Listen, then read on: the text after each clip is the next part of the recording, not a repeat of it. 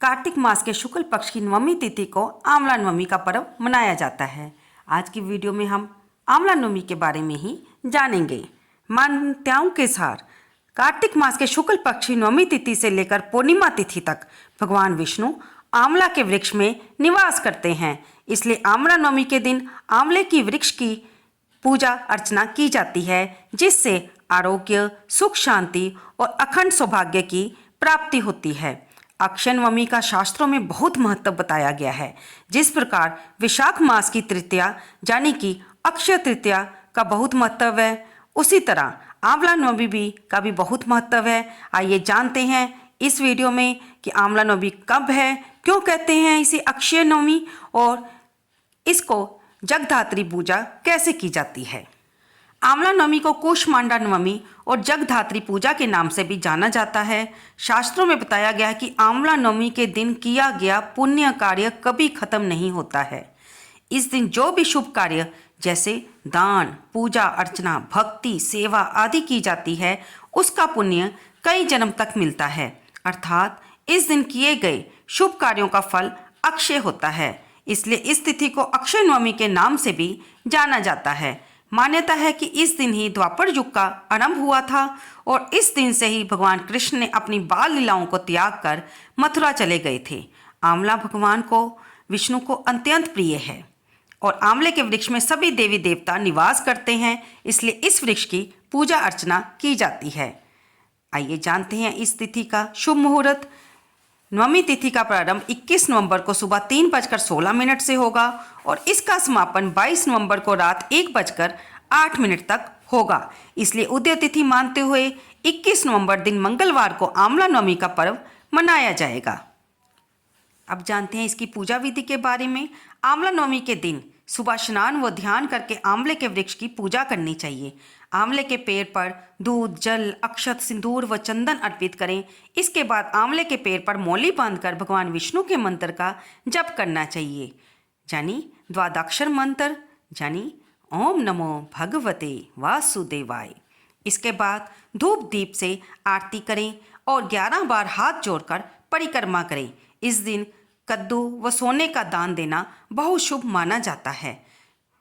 दोस्तों, सभी का सामर्थ्य तो ये नहीं होता ना कि वो सोने का दान कर सकें, तो सोने आप कनक को भी कह सकते हैं, और कनक यानी कि आटा, और आटे का दान भी आप कर सकते हैं। इस दिन गरीब व जरूरतमंद लोगों की मदद के लिए भी आगे आएं। धार्मिक मान्यताओं के अनुसार आंवला नवमी के दिन आंवले के पेड़ से अमृत की बूंदें टपकती हैं, इसलिए इस दिन आंवले के पेड़ के नीचे बैठने और भोजन करने की परंपरा है। ऐसा करने से सेहत अच्छी रहती है। आंवला नवमी को भगवान विष्णु ने कूष्मांड राक्षस का वध किया था, इसलिए इसे कूष्मांड नवमी भी कहते हैं। इसीलिए इस दिन कद्दू का दान करते हैं। धार्मिक मान्यताओं के अनुसार आंवला नवमी से ही द्वापर युग का प्रारंभ हुआ था। आयुर्वेद के अनुसार आंवला आयु बढ़ाने वाला फल है। ये अमृत के समान माना गया है, इसीलिए हिंदू धर्म में इसका ज़्यादा महत्व है। अब जानते हैं हम इसके फायदे। आंवले के वृक्ष की पूजा करने से देवी देवताओं का आशीर्वाद प्राप्त होता है। इस दिन व्रत रखने से संतान की प्राप्ति होती है। ऐसी मान्यता है कि आंवला पेड़ की पूजा कर 108 बार परिक्रमा करने से मनोकामनाएं पूरी होती हैं। इस दिन विष्णु सहित आंवला पेड़ की पूजा अर्चना करने से अक्षय पुण्य की प्राप्ति होती है। अन्य दिनों की तुलना में नवमी पर किया गया दान पुण्य कई गुना अधिक लाभ दिलाता है। धर्मशास्त्र के अनुसार इस दिन स्नान, दान, यात्रा करने से अक्षय पुण्य की प्राप्ति होती है। आंवले के वृक्ष के नीचे पूर्व दिशा में बैठकर पूजन करके उसकी जड़ में दूध देना चाहिए। इसके बाद पेड़ के चारों ओर कच्चा धागा बांधकर कपूर, बाती या शुद्ध घी की बाती से आरती करते हुए 7 बार परिक्रमा करनी चाहिए। इस दिन महिलाएं जहां पर किसी मंदिर में या किसी खुले पार्क में आंवले का वृक्ष हो, वहां जाकर भोजन करती हैं। पूजा अर्चना के बाद खीर, पूरी, सब्जी और मिष्ठान आदि का भोग लगाया जाता है। नवमी के दिन महिलाएं भी अक्षत, पुष्प, चंदन आदि से पूजा अर्चना कर पीला धागा लपेटकर वृक्ष की परिक्रमा करती हैं। इस दिन परिवार के बड़े बुजुर्ग सदस्य विधि विधान से आंवला वृक्ष का पूजा अर्चना करके भक्ति भाव से पर्व को मनाकर पेड़ की छांव में ब्राह्मण भोज कराते हैं। आंवले के वृक्ष के नीचे ब्राह्मण को भोजन कराएं और खुद भी उसी वृक्ष के नीचे बैठकर भोजन करें। धात्री वृक्ष के नीचे पूर्वाभिमुख बैठकर ओम धात्र्याय नमः मंत्र से आंवले के वृक्ष की जड़ में दूध की धार गिराते हुए पितरों को भी तर्पण करने की विद्या है। इस दिन पितरों के शीत निवारण के लिए ऊनी वस्त्र व कंबल का दान किया जाता है। आंवला नवमी पर उज्जैनी में करक तीर्थ यात्रा व नगर प्रदक्षिणा का प्रचलन भी है।